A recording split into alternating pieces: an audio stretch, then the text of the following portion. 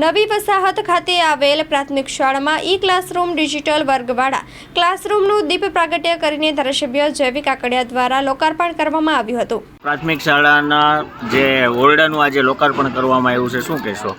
આજે નવી વસાહત ધારી જે પ્રાથમિક શાળામાં નવા ઓરડા અને નવી લેબ કોમ્પ્યુટર લેબનું આજે ઉદ્ઘાટન કરવામાં આવ્યું છે।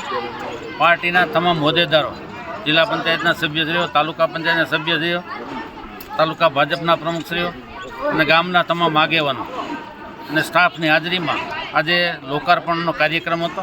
લોકાર્પણના કાર્યક્રમમાં સરકારશ્રી તરફથી જે નવા રૂમો આવે છે તે નવા રૂમોની સુવિધા માટે જે વિસ્તારમાં મારા વિસ્તારમાં વધારેમાં વધારે સ્માર્ટ ક્લાસ પણ આવેલા છે।